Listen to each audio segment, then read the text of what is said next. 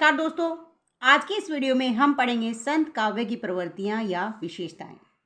दोस्तों वीडियो को अंत तक ज़रूर देखिएगा, वीडियो आपके बहुत ही लाभ की होने वाली है। देखिए, इसके पृष्ठभूमि में हम देखते हैं कि जो संत काव्य है वो भक्ति काल में आता है और भक्ति काल का समय है 1375 से 1700 विक्रमी। भक्ति काल की दो काव्य शाखाएं हैं, सगुण काव्य धारा और दूसरी निर्गुण काव्य धारा। सगुण काव्य धारा की भी दो काव्य धाराएं हैं, एक राम भक्ति काव्य धारा, दूसरी कृष्ण भक्ति काव्य धारा। निर्गुण काव्य धारा की दो धाराएं हैं, संत काव्य धारा और सूफी काव्य धारा। राम भक्ति काव्य धारा के प्रमुख कवि हैं तुलसीदास जी, पूछ लिया जाता है इसीलिए मैं आपको बता रही हूँ। कृष्ण भक्ति काव्य धारा के प्रमुख कवि हैं सूरदास जी और संत काव्य धारा के प्रमुख कवि हैं कबीरदास जी। सूफी काव्य धारा के प्रमुख कवि हैं जयसी जी।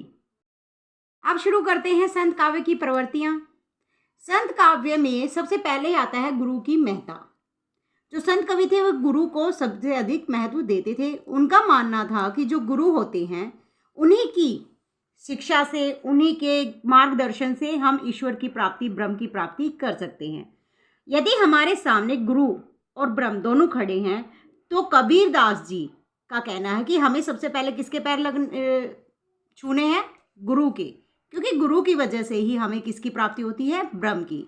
चलिए पढ़ते हैं। संत काव्य में गुरु की महत्ता का प्रतिपादन करते हुए उसे ईश्वर से भी बड़ा दर्जा दिया गया है। गुरु ही ईश्वर का साक्षात्कार करवाता है, वही ज्ञान नेत्र खोलता है। मतलब गुरु की वजह से ही हमें ईश्वर के साक्षात्कार होते हैं, दर्शन होता है, वह हमारे नेत्रों को खोलता है ज्ञान से। गुरु की प्रतिष्ठा संत कवियों ने नाथ पंथ से ग्रहण की है। कबीरदास जी कहते हैं, गुरु गोविंद दो खड़े, मतलब गुरु और गोविंद दोनों खड़े हैं। काके लागू पाए, किसके पैर पड़ने चाहिए? बलिहारी गुरु आपकी गोविंद दियो बताए। तो वे कहते हैं कि सबसे पहले गुरु की बलिहारी, गुरु के पैर पकड़ो, क्योंकि गुरु की वजह से ही हमें गोविंद के, मतलब पर ब्रह्म के दर्शन हुए हैं। अगली विशेषता है निर्गुणों उपासना। जो संत कवि थे वे निर्गुण उपासक थे। उनका मानना था कि जो ईश्वर है वो निर्गुण, निराकार, अविनाशी, अजन्मा और सर्वव्यापी है। वे अपने निर्गुण ईश्वर को राम, हरि, गोविंद आदि नामों से भी पुकारते हैं। जाके मुंह माथा नहीं, ना ही रूप अरूप, मतलब जिसके मुख माथा नहीं है और जिनका कोई रूप अरूप नहीं है। पुहुप वास्ते पात्रा, ऐसा तत्व अनूप, जो पुहुप के की वास से भी, मतलब पुहुप की महक से भी पतला है, ऐसा अनूप तत्व है हमारा ईश्वर। अगली विशेषता है समाज सुधार की भावना। संत कवियों का जो समय था उसमें समाज में अनेक बुराइयां विद्यमान थी, तो संत कवि भक्त और कवि बाद में थे और समाज सुधारक पहले थे। उन्होंने हमें अपने समाज में व्याप्त बुराइयों को दूर करने की पूरी कोशिश की थी। समाज में व्याप्त बुराइयों का उन्होंने डटकर विरोध किया। जाति प्रथा, छुआछूत का विरोध करते हुए उन्होंने ब्राह्मणों को फटकारते हुए कहा, जो तू बांभन बंबनी जाया, आन बाढ़ावे क्यों नहीं आया? कहते हैं कि यदि तू बांभन बंबनी जाया है तो किसी और राह से क्यों नहीं आया? जिस तरह से सभी पैदा होते हैं वैसे ही पैदा क्यों नहीं हुआ? तुम्हें तो अलग से पैदा होना चाहिए था। मुसलमानों को भी उन्होंने नहीं बख्शा है। वे कहते हैं, जो तू तुरक तुरक नहीं जाया, भीतर खतना क्यों न कराया? तुम्हें भी भीतर खतना कराना चाहिए था। है ज्ञान की महत्ता। संत काव्य में ज्ञान की महत्ता को प्रतिपादित किया गया है। उनका मानना है जिसे ज्ञान प्राप्त हो जाता है, लेकिन इनका जो ज्ञान है वो शास्त्रों से प्राप्त ज्ञान नहीं है, बल्कि चित्त की निर्मलता एवं हृदय की पावनता से प्राप्त ज्ञान है। और जिसे ज्ञान प्राप्त हो जाता है वो माया के बंधन से छूट जाता है। वो बाह्य आडंबरों में ध्यान नहीं देता, वो ईश्वर ब्रह्म में लीन हो जाता है। कहते हैं कि ज्ञान की अग्नि जब माया के जल में लगती है तो विषय वासनाओं का कीचड़ नष्ट हो जाता है। कहते हैं, अग्नि जू लागी नीर में, बंधु जलिया झारी। कह रहे हैं जब पानी में, मतलब माया में आग लग जाती है तो विषय वासनाओं का कीचड़ क्या हो जाता है? नष्ट हो जाता है। उत्तर दक्षिण के पंडिता रहे बिचारी बिचारी। विशेषता है अद्वैत दर्शन। संत काव्य की दार्शनिक मान्यताएं शंकर के अद्वैत दर्शन से प्रभावित है। माया के अस्तित्व को स्वीकार करना, ब्रह्म और जीव की एकता का प्रतिपादन, ईश्वर को निर्गुण निराकार बताना, आत्मा की सर्वशक्तिमत्ता, सब कुछ शंकर के अद्वैत दर्शन के अनुरूप है। अगली विशेषता है रहस्यवाद। संत काव्य में रहस्यवाद मिलता है। संत काव्य में रहस्यवाद की प्रवृत्ति परिलक्षित होती है। अवधू गगन मंडल घर कीजय में साधनात्मक रहस्यवाद की प्रवृत्ति है।